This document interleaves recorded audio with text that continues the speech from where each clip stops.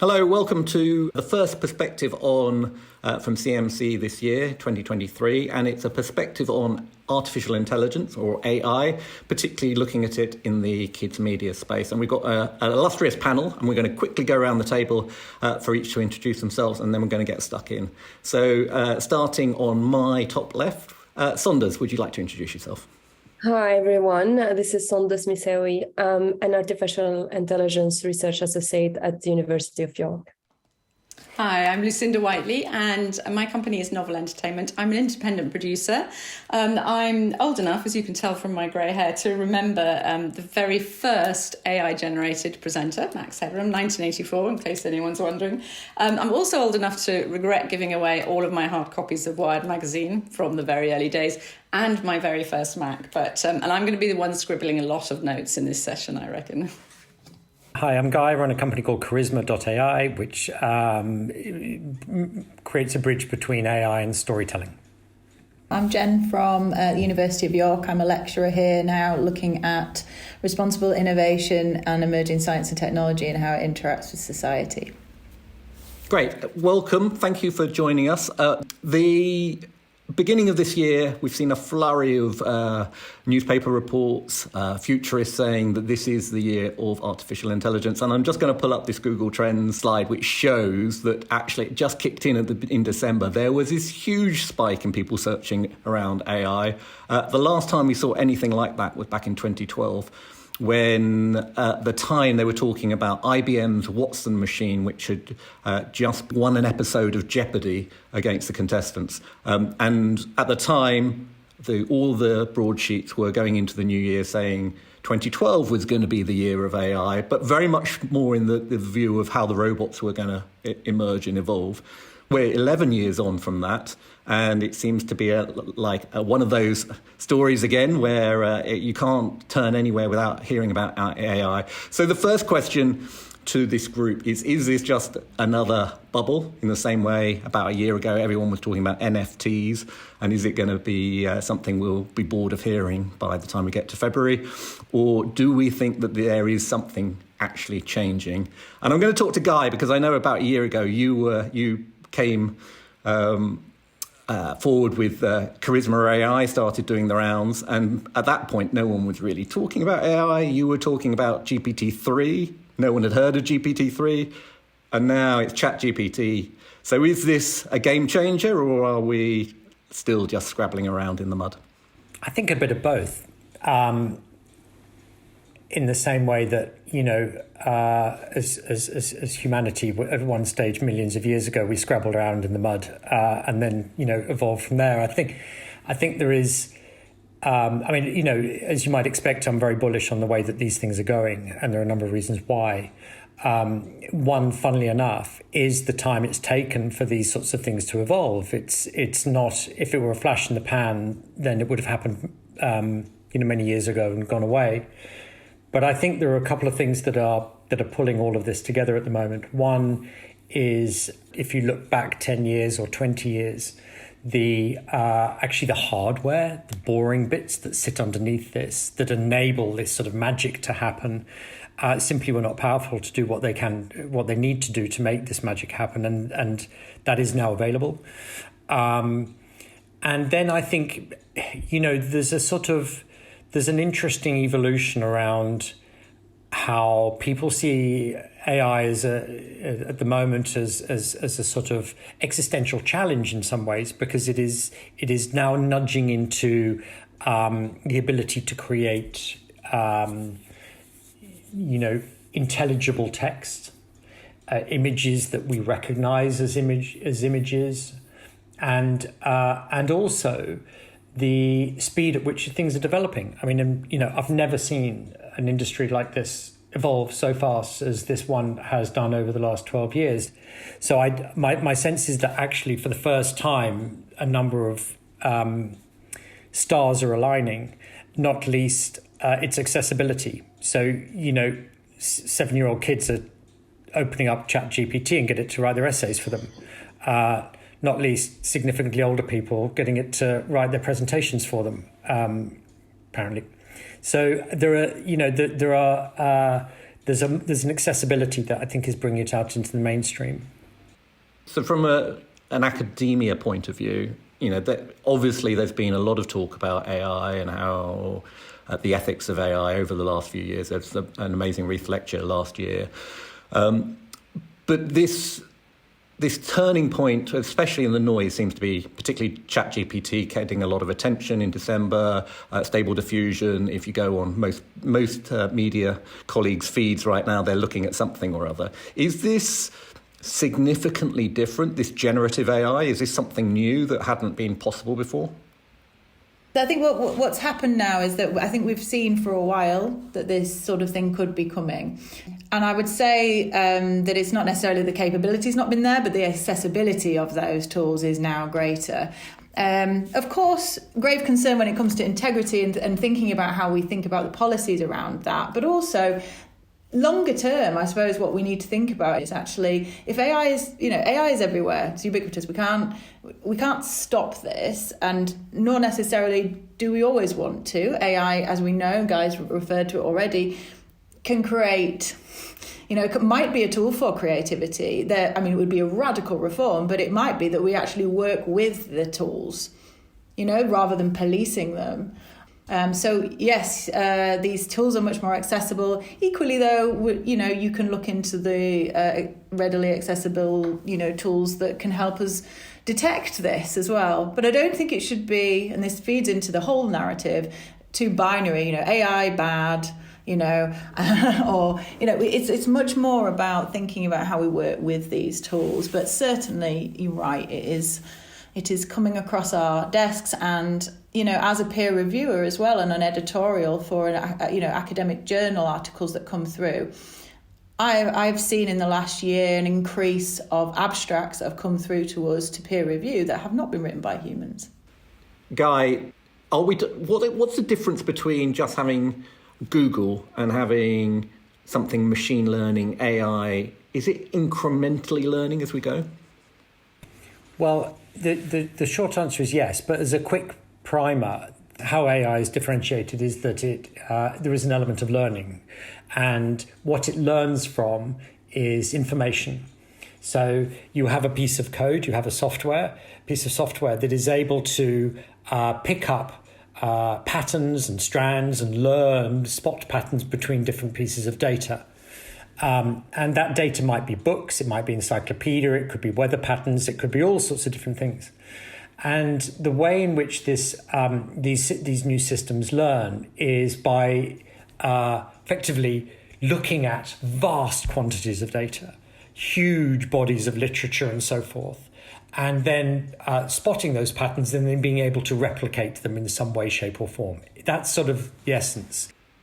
Interesting. We'll come back to the how do you check AI against and how do you check the corpus it's working on is correct a bit later on. But I want to draw on that last point about that particularly the relevance to the creative industries and the creative sector. I just a few days ago, Nick Cave went viral in his critique of all of those memes about writing something in the style of Nick Cave, and he was adamant that AI is of no value because it can't possibly understand the human condition. So Lucinda, as the representative of our kids' creative media, and I'm saying sort of traditional creative media in terms of television and narrative and authors that you work with, do you see this as something that's fundamentally challenging in a negative way, or do you think there's value to this being brought in as a sort of a companion to our human skills? Not at all do I see it as anything threatening I think there's a lot of debate and things to discuss and worrying things and exciting things. And actually, we've been living with AI for a very, very long time, not in my lifetime. But and so as a production company, it has powered us in ways that we're probably still not aware of. So if I look back and think about, obviously within production, about software applications and things that help us do our job, also the fact fact that the way that our programs are distributed, if you look at Netflix and the way that Netflix has developed their use of the algorithm, and moving on to YouTube, where actually I think a lot of properties, ours included, Horrid Henry I'm thinking of in particular, I'm not sure we had no idea where that algorithm was going to take us and how incredibly ubiquitous it could make our shows, which therefore lead to success. If you said to me, am I worried that an AI program might be able to write a series of Horrid Henry scripts, I'd say no, I'm absolutely delighted that they would be able to do that.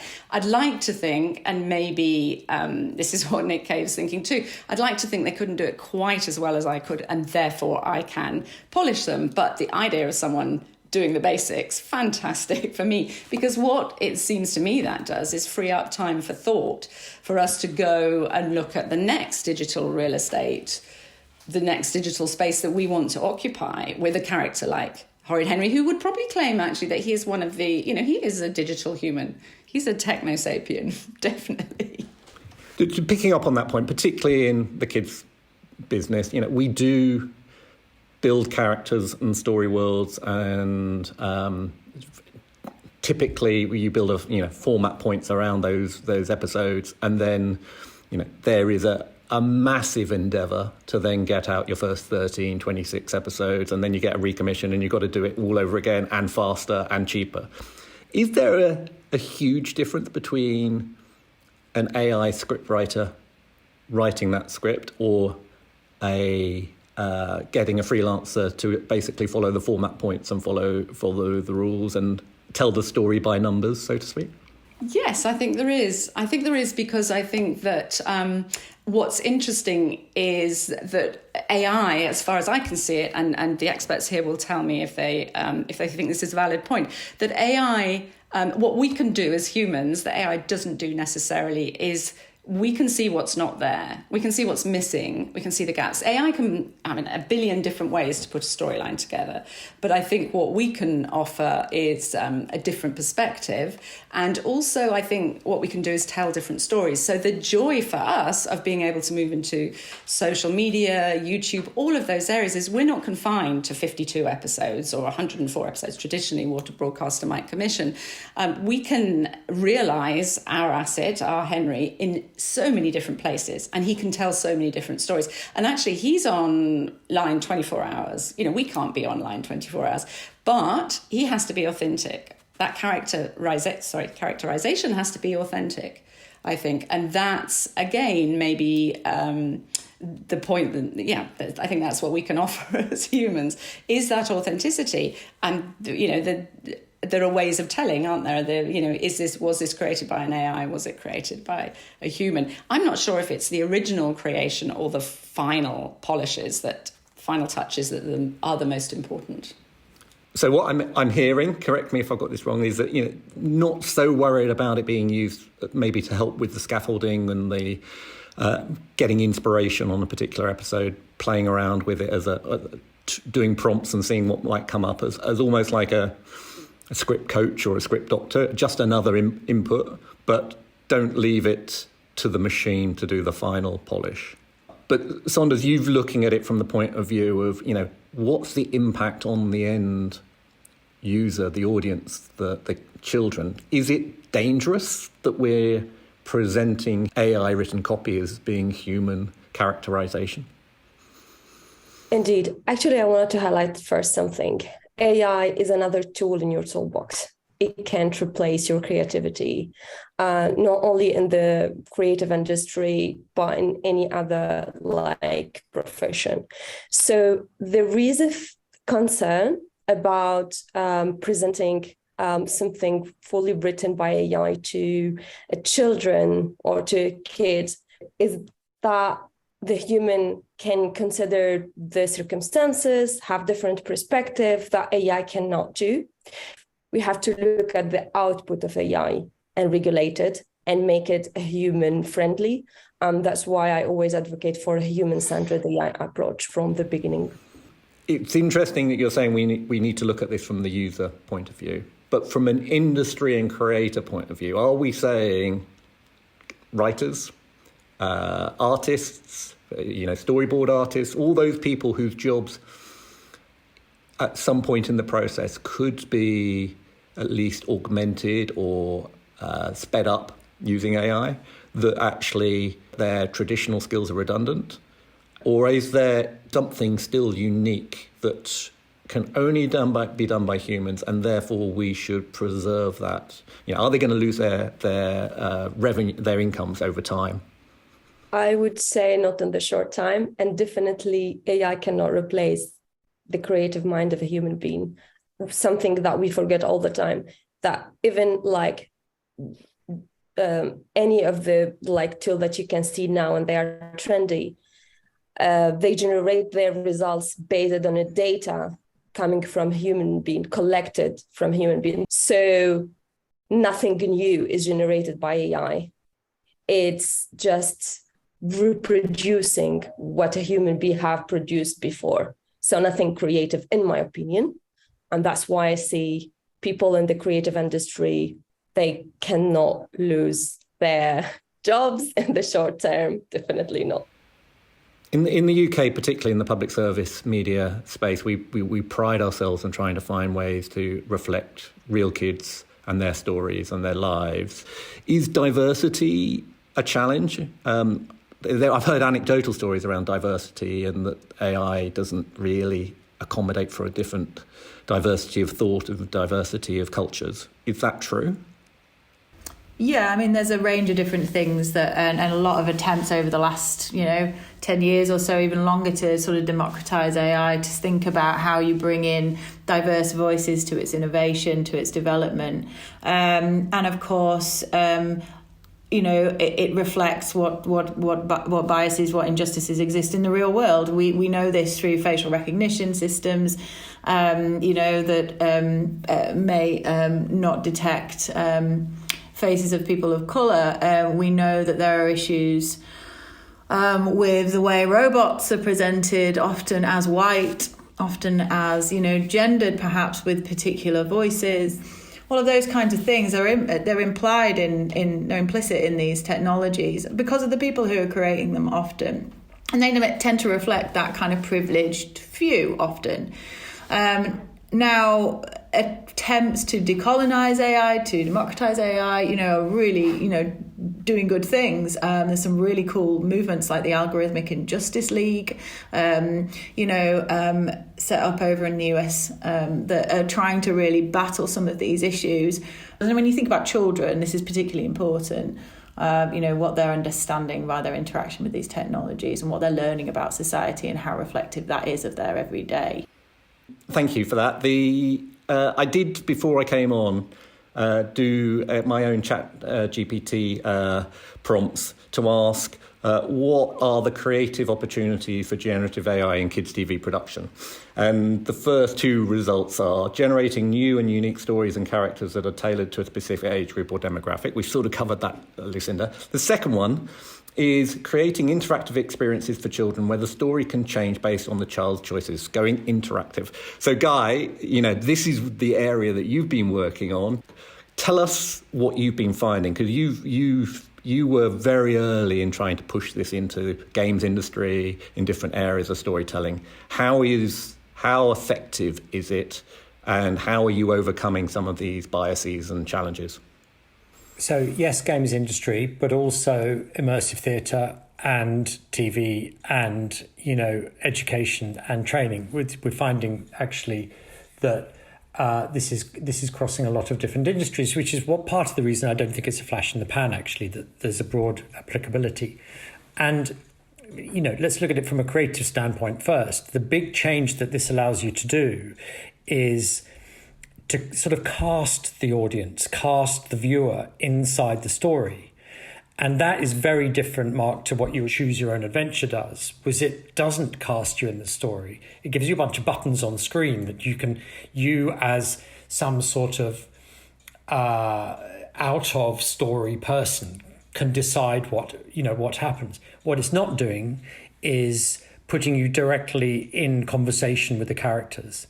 And that is enabled specifically by, a subset of AI called natural language processing.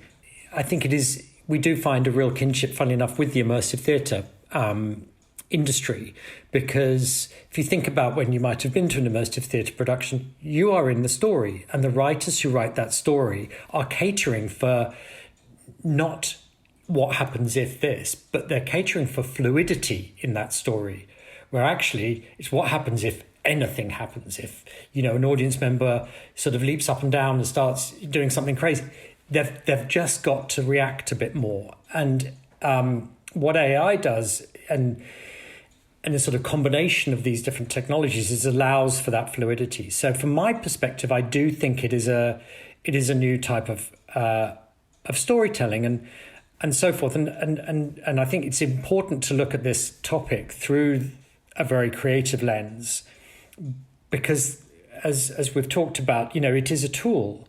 And I've got a sort of thought in my mind this week that really, this AI is to writing what calculator was to maths. It's sort of the calculator for writing in some ways. The third thing on my GPT chat answer of what it's good for was automating the animation and visual effects production process, allowing for faster and more efficient production. And I've been debating this with my colleagues around, where can we use this to cut out the grunt work? Lucinda, there are lots of areas in the production process. It's not just the script, and the video or text to image AI is coming on leaps and bounds, Stable Diffusion, Mid-Journey, those sorts of things. Do you see yourselves and as a production company starting to use those in different parts of the development process, the mood, creating mood boards, etc.? Oh, yes, definitely, in all sorts of different processes. And as I said previously, I think we've been using them sometimes subconsciously without even realising that we were applying AI tools to them.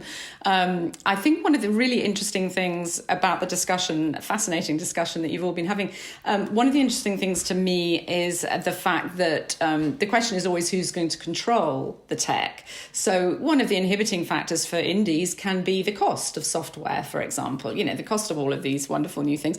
It's really interesting to me, the decision of OpenAI to make it available to everybody.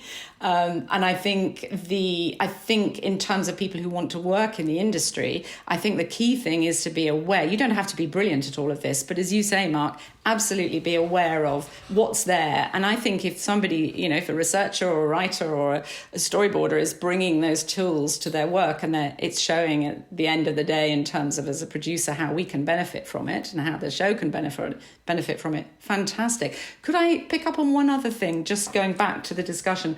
I'm really interested to hear about the responsibility, because Marc, that as children's producers, responsibility for our young audiences is top of our agenda.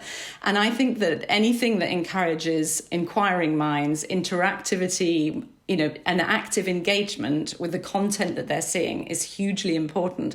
And I think what AI has done for us as children's producers is increase that responsibility in terms of being aware of it, but not turning them away from it. I think the answer, the challenge, as we've heard today, is how do we engage young audiences who are consuming this at a far faster rate than any of us are consuming it?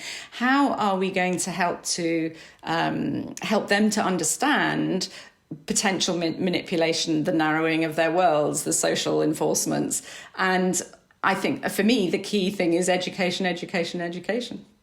Understanding, being able to talk about it, being able to make the applications. There's a fascinating, this week's Hard Fork talks about an English teacher in the States who's taken ChatGPT, and instead of panicking, as she said a lot of her colleagues were, she's used that actively to apply to her English students. And fascinating to hear how she's applying ChatGPT to make them even more creative. Actually, they're all going to be creative writers as a result. So it's far from removing that opportunity, it's really enhancing it, but it's understanding it, not being frightened of it as well. I think that's hugely important. That's a perfect segue to the summation from my ChatGPT conversation, which says, however, it's important to note that generative AI should be used in a way that aligns with ethical standards and regulations, ensuring that the content is appropriate for children and that the use of AI does not replace human creativity rather than augment it. So I think we have to give ChatGPT 10 out of 10 on that one, because it's sort of preempted where we were going to get to in this conversation. You obviously asked it the right question, Marc, because the other key is to ask the right question, is the input. It's not just the output, it's the input, isn't it? And I completely agree with you that the art is about starting to learn how to ask the right questions, write the right prompts, and the intent that you have with those. If you ask a sloppy question, you'll get a sloppy answer. So as we're running out of time, I'd just like to go around the table one last time. And if there's something people listening at home who are either dabbling or fearful or thinking, where does this leave me in the industry? Your final thoughts on AI, and either a pro or a con about something to keep in mind. Shall I start with Guy? I really want to try and dispel the fear, because I think there is always a fear of something new. And while saying to people, "Oh, just dive in and try it," is somewhat patronising. I do think we're at an inflection point now where that's moved from being a nice thing to try out to responsibility, and we do need to know it. And your teacher example there, Lucinda, in the States, I think is right. There was a one line I saw the other day, which is, AI will not steal your jobs, but people who know how to use AI will. And that was I found that a bit bullish. But at the same time, in some ways, this is no different to Photoshop or a calculator or, digital editing or whatever. It's just slightly more advanced. So if one is fearful that it might, then please, we should know about it. This is the new world we're in. Fantastic. Jenn, last thoughts? I suppose most of my research career has been about responsibility and particularly around science and technology. And so I'm often seen as the person who's sort of sowing said fear in the room. I don't know if there is fear, but, I'm the one going, but have we thought about this? What about these implications, et cetera, et cetera?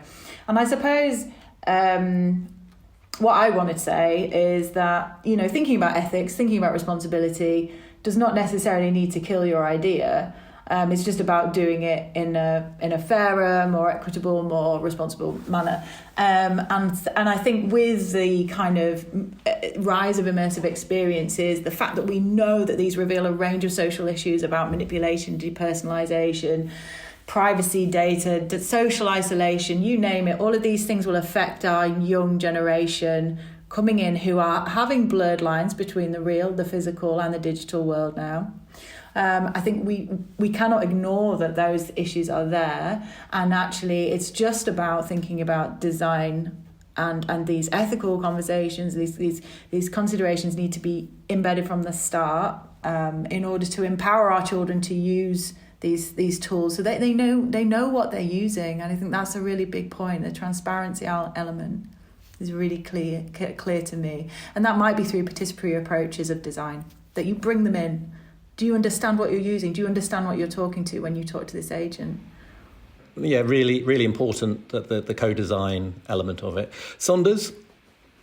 My final thought is always about regulation. And I feel that the law has been relatively slow to regulate AI and to make this big company accountable for whatever they are designing.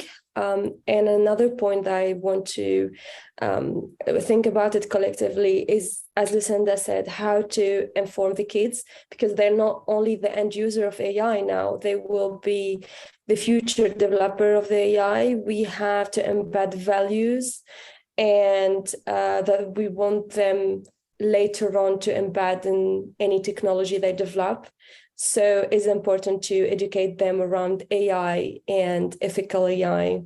So those are two main parts: educating and informing people about the AI since early age, and then regulate it in a way that it doesn't affect them. Brilliant, thank you. And Lucinda, final word with you. I suppose I'm going to prod you. Give us some reassurance for the creators, the human creators who were watching this and going, where does it leave me? Well, I'm going to just mention one thing which we haven't got time to discuss now, but that I also think is crucial, which is the digital divide, and which clearly exists and is only going to get wider. And I think that's a huge. I feel as though instinctively that's one of the biggest things that actually we as an industry should be addressing. I would say, do you want a message for producers, for children, the children's community? Yeah. Yes, please. Yeah. I would say don't be afraid to ask, and don't be afraid to dive in. Don't be afraid to get stuck into some of the production companies. I think every independent production company definitely needs as many technical, what would you call them, AI literate people as possible. It doesn't mean you have to be the end-all authority on it, but you just have to be prepared to dive in and give it a go. I mean, I've got my team working on that now. ChatGPT, how can it help you with what you're doing? We're making ebooks at the moment. There's got to be a way to take a script to an ebook straightforwardly. So to be able to explore, and I think that's possibly something to pick up with CMC as well, those sessions, just to have that confidence, really, to be able to do it. Thank you all so much. I think that's a perfect prompt. I'm sure CMC will be carrying on exploring this over the year, and I know that there will be more perspectives on sort of adjacent ideas. I just want to go around and just say thank you to Sondess, Lucinda, Guy and Jenn for a very informed talk, and hope you'll be able to join us again on another perspective on when we'll be dealing with a very different topic, I'm sure. Thank you.